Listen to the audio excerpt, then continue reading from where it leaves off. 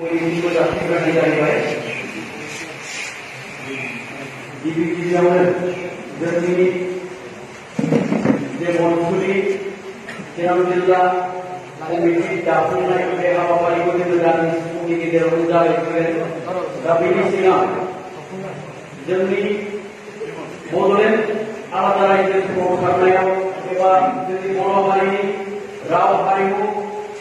आरो बर' जातिनि बा बर' माहारिनि जे गेरेमसा हारि दाफुंजानायनि जे गासै हाबाफारियाव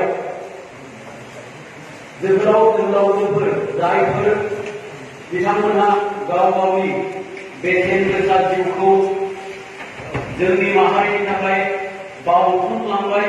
आरो जिउ नागारनानै थांबाय बिथांमोनखौ जोङो खर' गंग्लाय आरज गाबनायजों लोगोसे आनान गसाइनाव जोङो जाहाथे बिथांमोननि जे जिउमा बे जिउमाया आलो गोजोन जाहाथे सोरगोआव थानो हायो बेखौ जों आरज गाबनायजों लोगोसे गासै जोहोलावजो मुंख्लंफोरनो जोङो दा बिबार बावनायजों लोगोसे बोर बिनाय हाबाफारिखौ जोङो मावफुंलांनो आखायाव लाबाय। दा बेनि थाखाय गिबियावनो जोंनि जे मुंख्लंफोरनि बिबार बावनाय आरो बिथांमोननो मुङै जे जोङो जेवारि बाथि सावगोन बे जेवारि बाथि सावनाय आरो बिबार बावनाय हाबाफारिखौ